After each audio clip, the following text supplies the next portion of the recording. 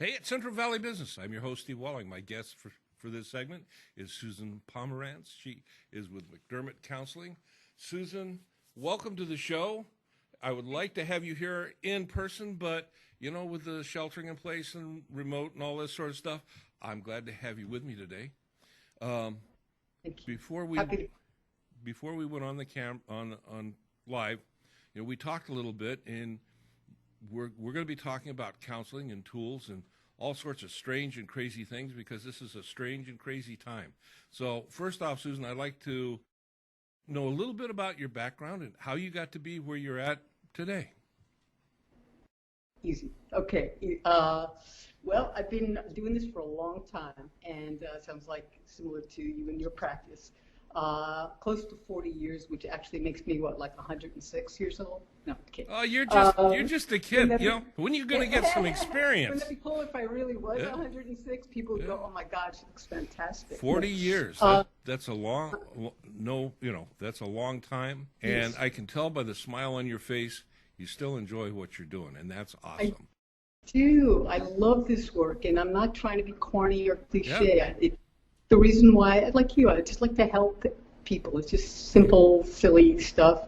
I work primarily with adults and in any form, individuals, groups, couples, whatever I get is beautiful. And I specialize in relationship issues and lots of anxiety out there. Obviously, we'll be talking about it, right. And loved helping folks through that, and as well as eating disorders, as well as major life transitions, which is a lot of people, which is what a lot of people are going through right now, obviously. And this is a crazy time. We've never, as a society, yes. We've never experienced something like this, where we've been asked to basically stay home and not interact socially. Yes. I'm sure the cell phone industry is probably making a fortune off this, but it's for people that are used to getting out and about, people that are social, people that have lives outside their home. All of a sudden, all that changed. And, yes, well said. And I'm sure that, in your profession, not only with the clients that you had going into this, but I imagine you probably picked up a few. You said you focus mainly on counseling. It's got to be really bizarre out there for a lot of people, and I don't mean that in a negative way, but a lot of relationships are we're out and about, and we come home, we have a few minutes, we go to sleep, we get up in the morning, we go out and about, and all of a sudden we got to get real with each other. So tell me about what's going on. Well, obviously, beautifully, there's so much uncertainty out there, it's crazy. Even if you have the same job and spouse, as you said, and eating breakfast. So people are feeling really stressed. That's a common thing, obviously. And they're anxious, and they're feeling drained and on edge, and a lot of folks out of control, okay? Yeah. Because of what you said, you can't go to the gym, you can't walk outside. So people start micromanaging each other. You know what I'm saying? And, and they, everybody and everything. Personally, I've found myself cleaning soap a couple of weeks ago, and I thought, oh my God, I so need professional help. No, it just can get, germy, and you can buy a lot of this stuff. So it's really impossible to be a good partner or therapist or fire chief or whatever you are, a friend, mother, father, from that place. So obviously the first place to pull is yourself. How do you get yourself right, given that, as you said, again... Hold on, Susan. I'm locked up in my home with my wife, and it's not about me getting a hold of myself. It's about her, just getting in shape and doing what she needs to do, right? I mean, isn't that so love you. Honey, look, I have notes. And that was like the one in red around. Yeah. Yes, sir. People, if they would only be more like me or pick up your freaking socks or whatever the upset is, then, of course, don't worry, I went like that, but I washed my hands 12 times. Then they'd fix it. So we look to the other guy, and as you might experience, maybe not, because you seem like a nice guy, you get all judgy when you're uptight. You get all, critical and annoyed, and clearly you're not giving your best, right? And then it's really interesting, we start to feel so bad because we're basically loving and good. And when we feel like, this I find fascinating, when you feel like you've harmed somebody or you hurt them, because we're so good, we don't want to hurt them, keep hurting them. We kind of remove ourselves more and more from them. So there's more. We're all within ourselves as a result of kind of feeling guilty, but also possibly at the same time, aren't we looking at our partner, our spouse, and that kind of subjective idea of, you're not helping me be happy. It's as if we kind of lay that on our partner. It's their responsibility on some level for me to be comfortable in my own consciousness right now when we're confined together. It's you're not doing what you need to do so that you can make me happy. Doesn't work that way, does it, Susan? I love you. You're great. I don't even know you, but yes, it's just what we do. We don't take ownership of our lives, but we're also interesting for what you're saying is we're taught not to take care of ourselves, like it's indulgent or not saintly or spiritual or narcissistic or whatever, and it's way easier to hold you accountable or your wife accountable or my sweet husband accountable.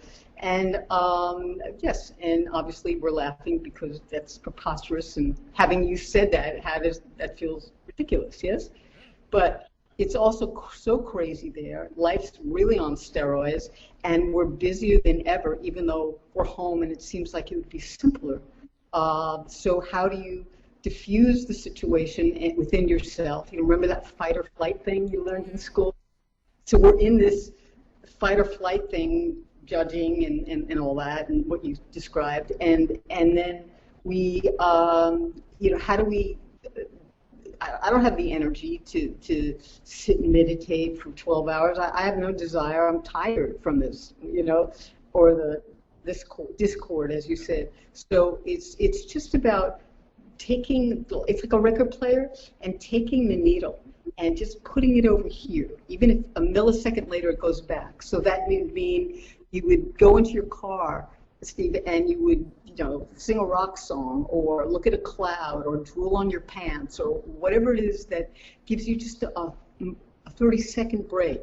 And each time you do that, even if it doesn't last less than 10 seconds, you groove in a neurological pathway into the brain. And it's measurable through an MRI, it's measurable through a CAT scan. And so the idea is to just catch it the best you can, slip it there, even if it comes back. And sooner or later, it sends a response to the brain, obviously. It's called the relaxation response. There'll be a test after this. No. We're looking to make that momentary shift in consciousness to distract within ourselves the thinking that has been kind of ongoing, that we're not always aware that it's there, but it's there. And it leads us in directions that we may not want to go if we think about it, but we get there. And so what you're talking about, like shifting that needle back on that track on the record, is it's like that interruption, just to kind of, so we can refocus. I don't have to be stuck in my momentary angst, feeling, upsetness and stuff. Let's just shift. And that allows us to kind of come back at it again. But it's something we have to do consciously, right? At first, yes. Beautiful. I'm so glad you brought that up. Yes, it does take training the mind to do that, because we're looping in this fight or flighty place that I talked about, the sympathetic, parasympathetic, if it was mean anything to you, para mean parent, So yes, we're that's our responsibility. But here's the deal: when you from now on, we've all said things and been uptight. I'll tell you a funny personal thing. I'm married to someone who's really funny, so I looked. And I have a stack of $5 bills.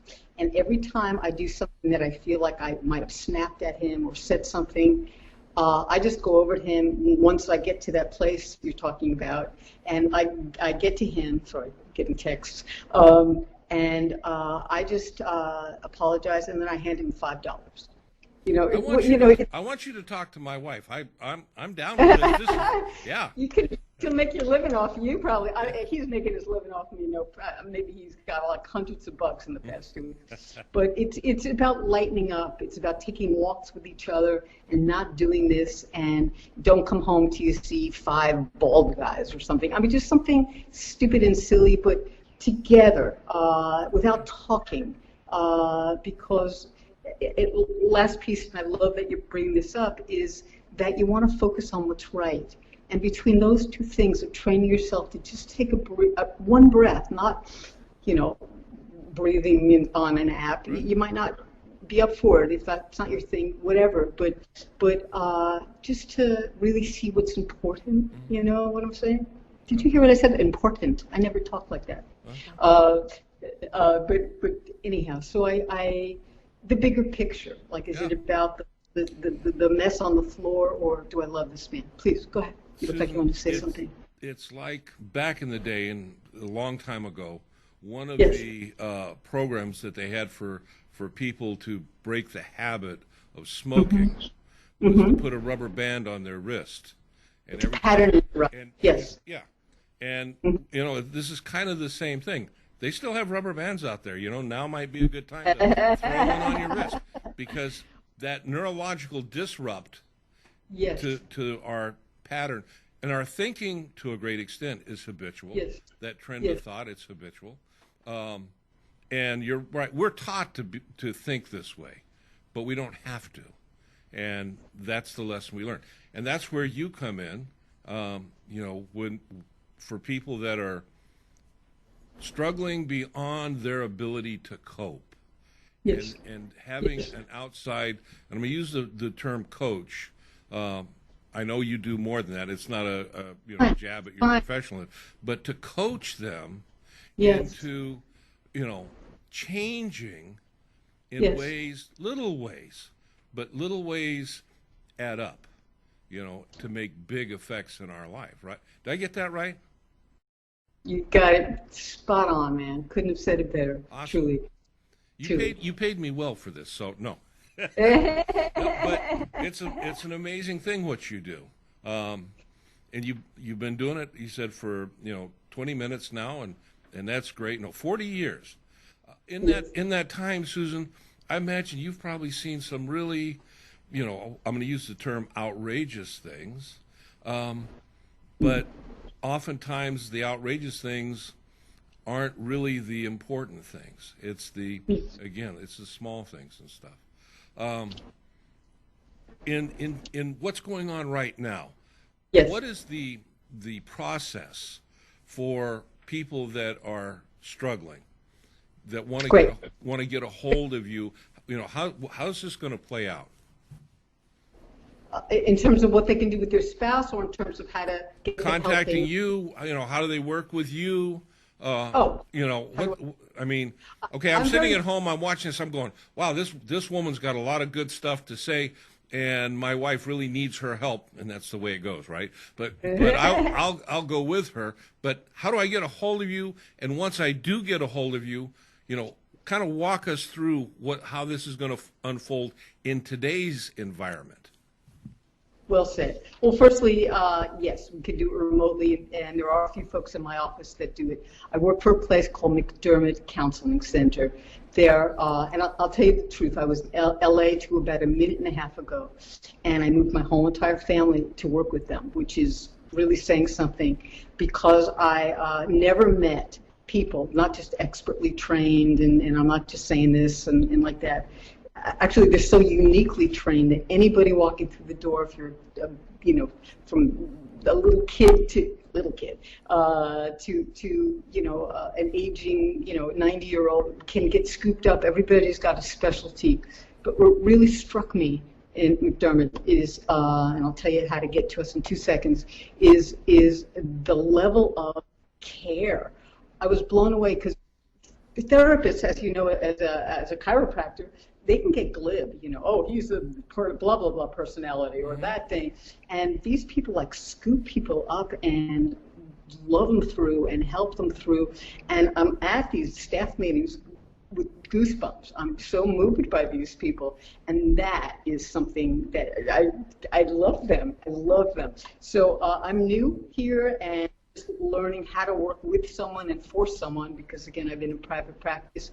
Personally, I am very hands-on.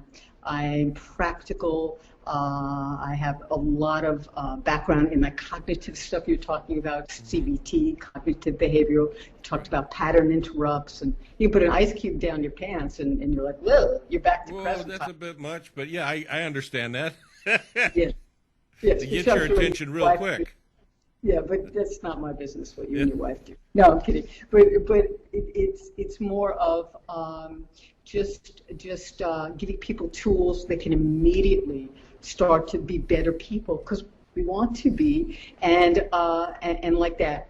I have telephone numbers for McDermott on one of these papers, and it's spelled McDermott Counseling. It's in Visalia. It's in Hanford. The number I have here is It's okay, Susan. We've got it on the screen up here. Oh, so beautiful. Yeah, we're Thank good you to for go. that.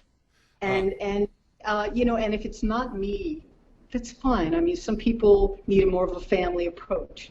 But the whole thrust is how do you help somebody take ownership of their lives and keep their word to themselves. And sometimes you got to really keep the gradient at a place where people can start getting wins and starting to feel better right away. So what I'm hearing from you, Susan, is people at McDermott meet the people that come in through the door or that call in at their level, not a superior, inferior, I'm the counselor, you're the patient, but you meet them at their level.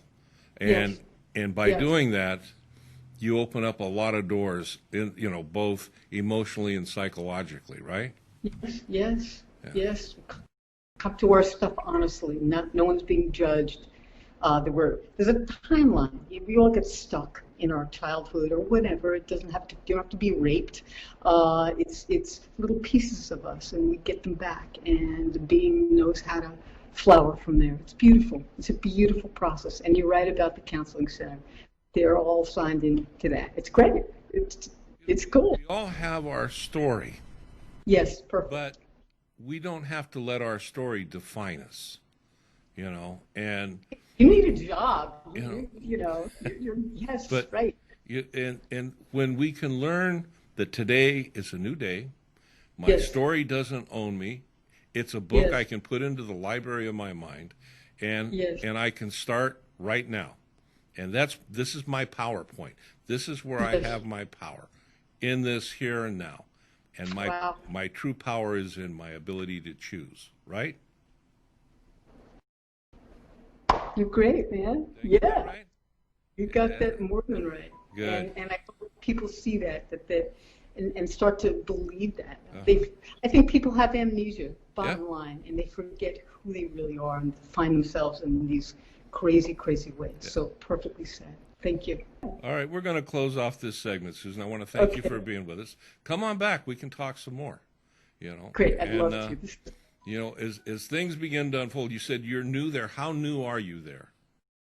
I came here about a minute and a half before everyone was quarantined. So in essence, I don't know what anybody's bottom half looks like. I just know the top. No, I'm kidding. So I'm very new. Can't wait to be here. Awesome. And when this all goes away, so to speak, whatever the so-called normal is going to be, why don't you come in the studio and we'll sit down and we'll talk. Does that sound pleasure. Good? That would be fun. Yes. Awesome. Thank you for being with us. Thank you, man. I appreciate what you do, and I hope people pay attention to the things thank you that you provide. for this. This is beautiful, very loving, very, very welcoming. Thank you. Great. All right. You take care, Susan. We'll talk more later. Bye-bye. And I'll see you when we come back.